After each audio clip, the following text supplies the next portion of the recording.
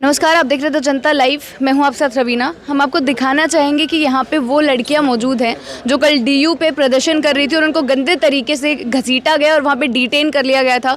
महिला पहलवानों के समर्थन में ये लड़कियां प्रोटेस्ट कर रही थी और आज यहाँ भी कल रात का जो दृश्य हुआ उसको देखने के बाद यहाँ लोग समर्थन दिखाने आए। मैम, आप कैसे, ये पैर पे कैसे चोट लगी है? कल हम दिल्ली यूनिवर्सिटी आर्ट्स फैकल्टी के बाहर पीसफुल प्रोटेस्ट कर रहे थे। उसके दौरान जब हम बैक गेट पे प्रोटेस्ट करने आए, फ्रंट गेट पे धारा 144 लगा दी गई थी। हम बैक गेट पे प्रोटेस्ट करने आए थे और जैसे हमने प्रोटेस्ट स्टार्ट करा, चंद मिनट हुए थे, पुलिसकर्मी आके हमारे साथ बदसलूकी करी।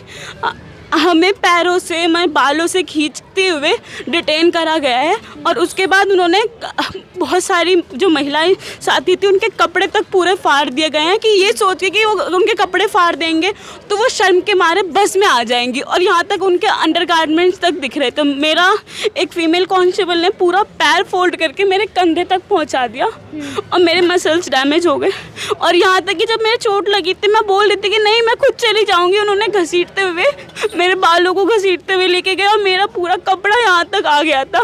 मैंने बोला कपड़े तो ठीक करने दो, उन्होंने वो भी नहीं करा। घसीटते हुए आधे किलोमीटर घसीटते हुए मुझे पीठ से लेके गए हैं। तो आप लोग जैसे कल जो आपके साथ वहाँ पे घटना हुई, सारी चीज़ें, फिर भी आज हौसला दिखाते हुए महिला पहलवानों के समर्थन में आ जाए हैं। हम बस ये कहते हैं कि चाहे कुछ भी हो जाए हम अपने हक की लड़ाई कभी नहीं छोड़ेंगे क्योंकि ये देश हमारा है। हम महिलाएं कोई खिलौना नहीं है, किसी की जागीर नहीं है जो जब चाहे तब कुछ हमारे साथ बदसलूकी कर ले, कुछ भी कर ले, हम चुप रहेंगे, हम चुप नहीं रहने वाले हैं।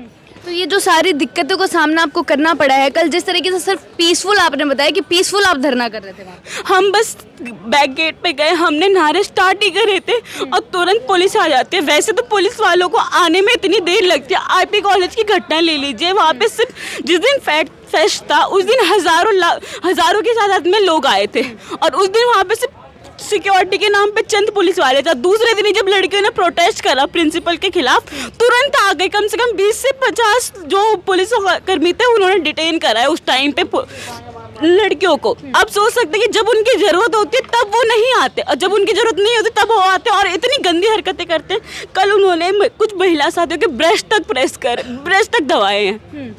ये मैम जो मामला ये बोल रही हैं जिस तरीके से, और आप किसके समर्थन में प्रदर्शन करें? सेक्सुअल असोल्ट, इन्होंने भी वही आरोप लगाया और उसी आरोप के खिलाफ आप लोग प्रदर्शन असोल्ट के समर्थन में प्रोटेस्ट नहीं कर रहे हैं इन्होंने जी।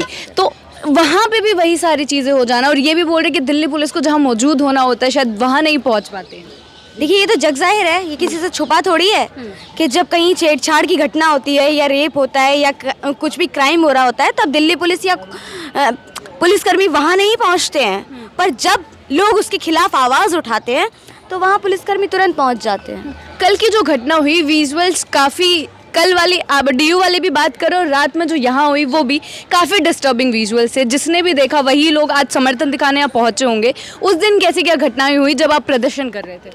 देखिए, जब हम प्रदर्शन कर रहे थे तो पुलिसकर्मियों ने स्टूडेंट्स को घसीटा और उनको सिर्फ घसीटा नहीं, उनको मारा पीटा, जिसका आप यहाँ पे साक्षात प्रत्यक्ष रूप से प्रमाण देख सकते हैं कि किस तरीके से पुलिसकर्मियों ने हमारे साथ हरकतें की हैं, लड़कियों को मोलेस्ट किया है। फिर भी आप लोग आज यहाँ पर आ गए हैं अपना समर्थन दिखाने पहलवानों को।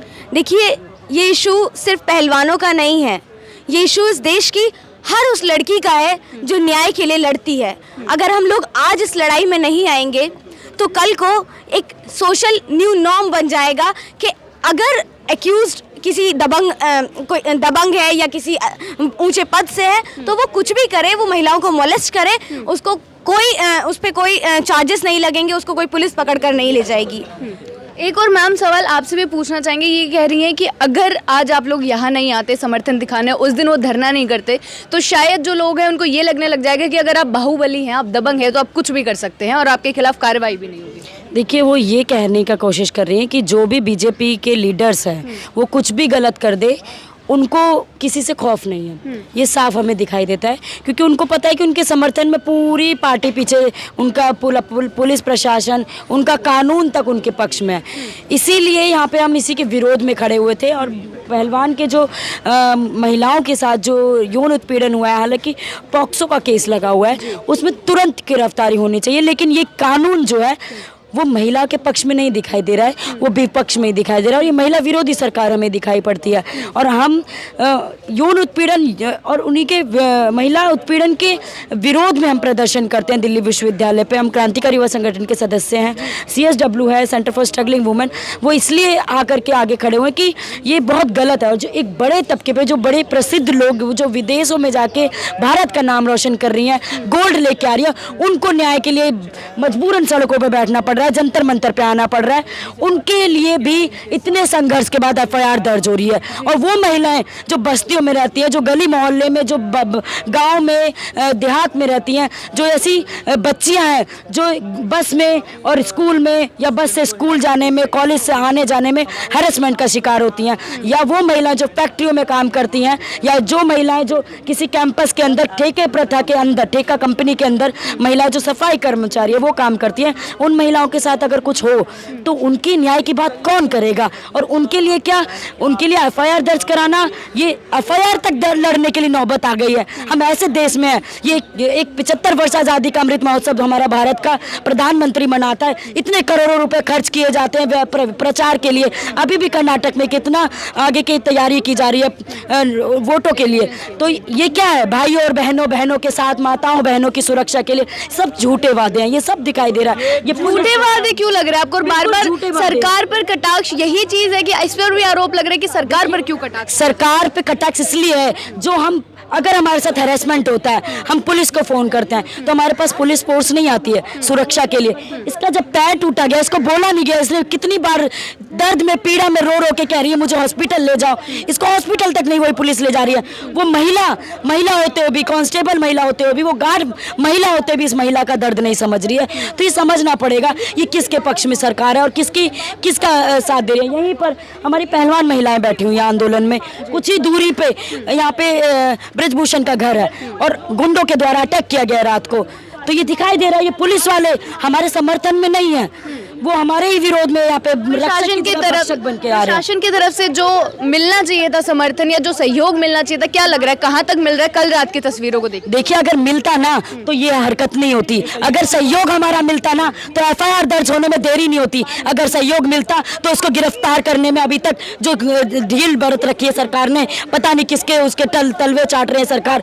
और अगर सहयोग होता तो हमारी BJP सरकार चुप्पी तान के बैठी नहीं होती इतने दिनों तक। अगर सहयोग होता तो गुंडों का अटैक नहीं होता, अगर सहयोग होता इस लड़की का पैर नहीं टूटता, अगर सहयोग होता तो वहां पे बुरी तरह से बर्बरता पूर्वक हमें बसों में हैरेसमेंट करते हुए लड़कियों को नहीं ले जाया जाता, लड़कों को गाली नहीं दी जाती, माँ बहन की गाली दी जाती है पुलिस कर्मियों द्वारा। तो ये कहाँ की सरकार है? हम कैसे इन पे विश्वास करें? हम फोन करते कि हमारे साथ हैरेसमेंट हुआ, बस में किसी ने छेड़छाड़ की है, बस्ती में किसी ने रेप कर दिया किसी छोटी बच्ची के साथ, पुलिस तक नहीं आती या एम्बुलेंस तक नहीं आती, तो कैसे कहें कि हमारे पक्ष में? ये तो वो महिलाएं हैं जो विदेशों में जाकर के हमारे देश का नाम रोशन कर रही है, गोल्ड लेके आ रही है, इनके लिए FIR दर्ज करना इतनी बड़ी बात हो गई आज। उन महिलाओं के साथ कौन खड़ा है जो गांव में रहती है, जिनको यही नहीं पता है कि न्याय क्या है, कैसे हम जाएं, कैसे आगे निकले, मोहल्ले से कैसे निकलेंगे। वो जब जाती है मोहल्ले से निकल के भी FIR दर्ज कराने, दोबारा उनके थाने में रेप होता है, दोबारा उनका बलात्कार होता है, तो उन महिलाओं की बात कौन करेगा? हम सभी महिलाओं को एक मंच पे आके खड़े होने की जरूरत है। हमारे साथ ये पुलिस, ये व्यवस्था, ये सरकार, ये मौजूदा व्यवस्था नहीं है। हमारे साथ कौन है वो हमें खुद चुनने की जरूरत है। इसलिए आज इस हालत में यहाँ महिला हैं हमारे साथ, हम वो न्याय पसंद लोग हैं जो हम इनको मारा, जिन पुलिसकर्मी ने इनको मारा वो हंस रही थी। ये कहाँ का न्याय है? मतलब कोई रो रहा है तुम्हारे सामने, तुम हमारे रक्षक होके तुम हमारे सामने हंस रहे हो और हमें चोट देके तुम हंस रहे हो, तो ये कहाँ का न्याय है?